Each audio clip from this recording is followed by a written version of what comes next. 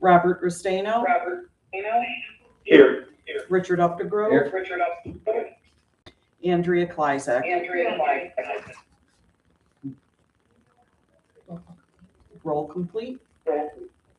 Okay, thank you. The package, you'll see you have the meeting minutes from the March 4th meeting. Are there any changes, additions, corrections to the meeting minutes? Okay, hearing that, a motion to approve the minutes? Second. Just all in favor? Aye. Aye. Okay, thank you. The next item on the agenda is Amy, $1 million grant award. Yeah, so we had applied for a grant from EPA and we were selected to receive $1 million as part of our revolving loan fund program. EPA has informed me that they're going to be adding that on to our existing cooperative agreement, which is much easier than managing a whole separate cooperative agreement. I've submitted the revised work plan and all of the required federal forms that are needed, and they anticipate issuing the revised cooperative agreement towards the end of September, beginning of October. So once I get that, Scott, I will send that to you, because then any new projects that are closed after that effective date, that will be the cooperative agreement that they have to follow. I don't expect too many revised terms and conditions, but every year they tweak things a little bit. So we'll just have to go through it and make sure that there's nothing additional that needs to be added on to the cooperative or the loan and grant recipients. Anyone have any questions?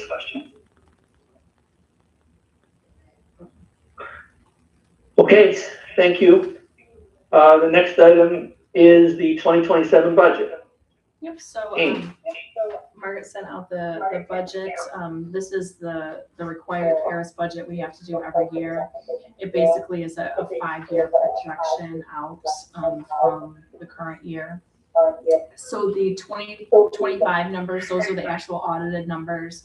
Rental and financing income, that is essentially the loan interest that we are taking in. We have 3 outstanding loans where there's paybacks on them. The federal subsidies and grants, those are the drawdowns that we're getting from EPA, and that covers project expenses as well as programmatic expenses that we incurred. So that's revenue we're getting back in. And the expenditures, the professional services contracts, that includes all of our contract and personnel expenses. The grants and donations, those essentially are the project expenses. So any loan or sub-grant drawdowns, that is captured in that number. In 2025, there's a negative number, and that's because this type of budgeting and accounting doesn't take into account money that we have in our bank account. And that $222,000, that was from the Juniors Truck Stop project, and that was paid for from program income that we had in our bank account under our older revolving loan fund program. So we weren't in a deficit. Basically, our money in, money out. So our revenues and expenses pretty much equal each other because we're dependent upon EPA for funding.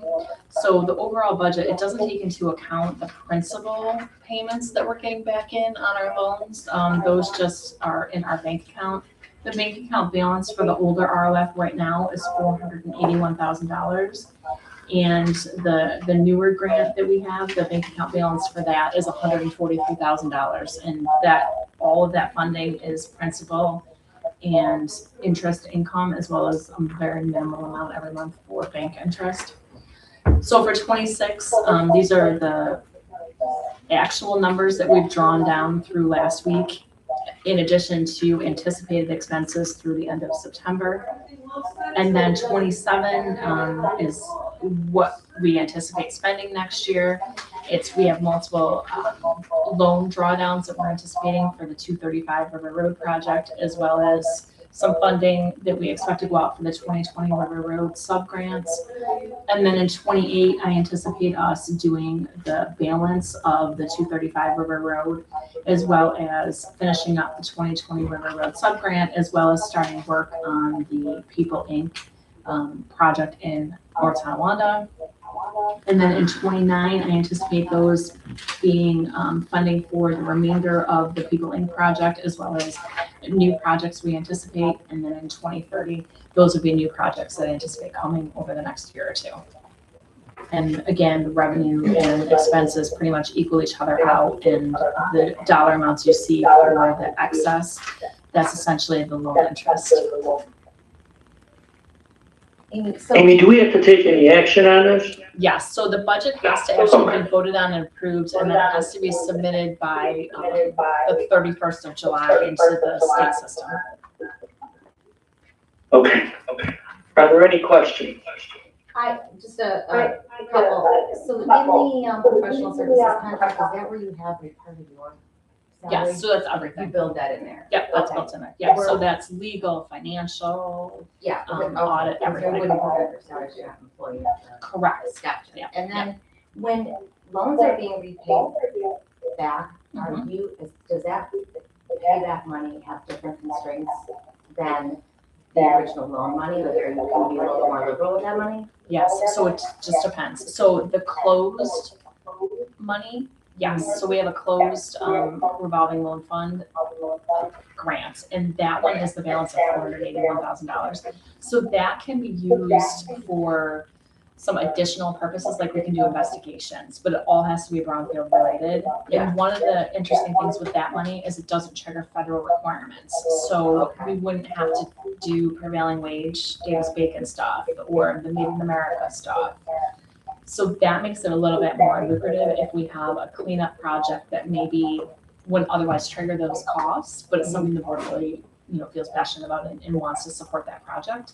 Yeah. Then that would be good funding to use towards that, because then it wouldn't trigger the Davis-Bacon especially, because that really increases costs of the project. Okay, and then do you have to use that money, like when you apply for funding, do you have to use it also as like a match?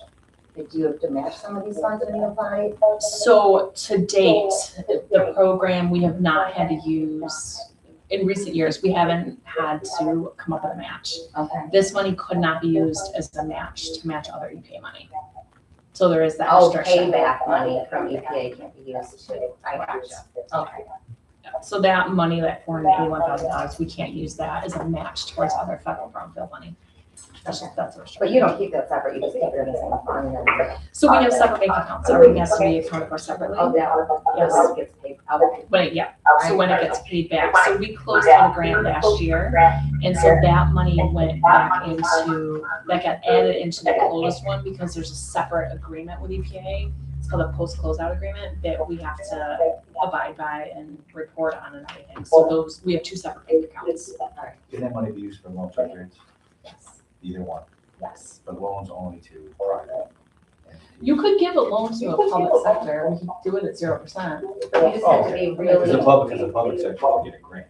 Yes, and But nonprofits we can can, do it. we can also give them a loan with a percentage or without a percentage. Yep, you could do so 0% we want to loan. be really mindful of how we use it, because that one has less restrictions than Right. the private, okay. Yeah, but we could use even the open RLF and that additional $1 million we just got, we could give that as a loan to municipality if they wanted it from 0%. Okay. There's certain circumstances where I think that would be good, like if a municipality plans on selling the property, but needs it to be cleaned first, and they want to sell it for the value of the loan, Okay. it's a good way to bridge that gap. Need the loan.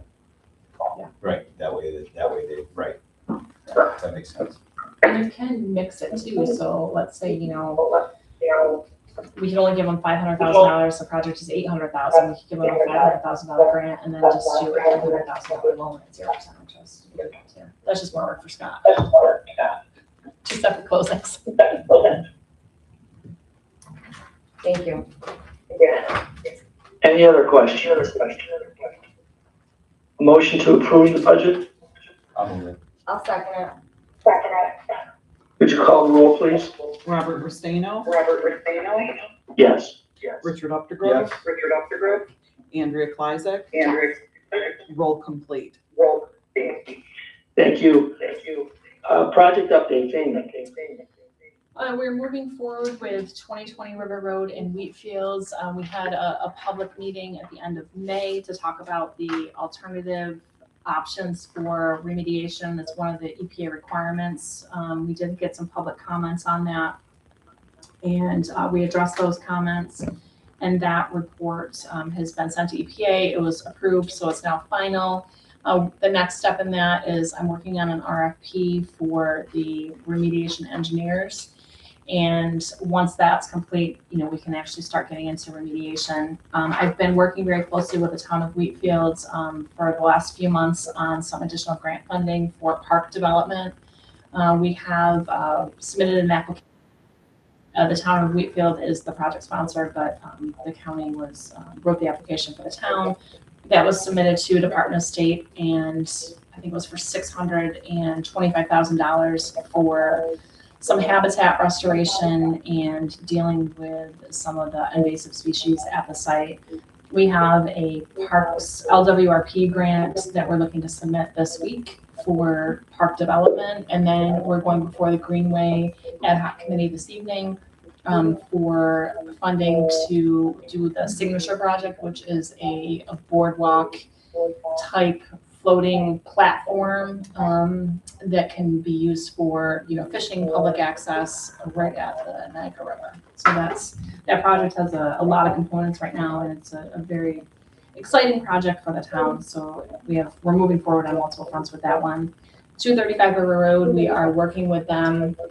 They have almost got to the point where they're ready to start the remediation. They have been working with DEC on some of the investigation work plan requirements. And they're still hoping that, you know, maybe by the end of August, they would be able to start demolition on the site.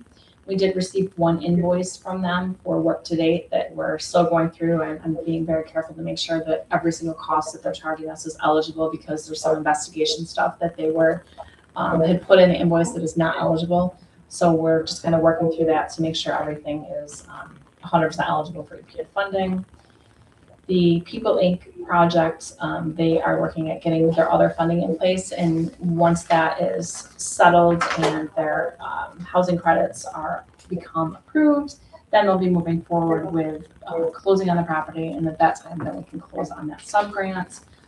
I have not heard anything back about the outstanding loan for 5222 Lockport Junction Road. That is with the potential strawberry greenhouses. They've kind of gone radio silent, so we're still holding that funding in reserve until we get a project that might require us to reconsider that funding allocation.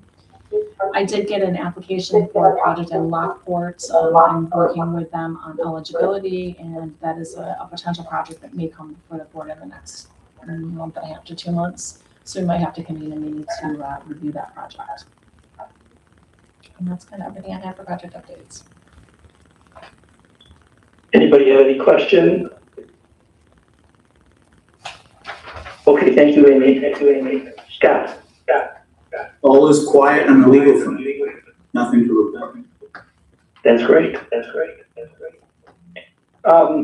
Any member have anything they want to add? Okay, then. I think the next meeting date will get set, Margaret, as we need it. Am I right? Yes. Okay. Then, is anyone opposed to adjourning? Cool. Okay, great. Thank you all. All right, thank you. Thank you. Thank you. Thank you, everybody. Have a good day.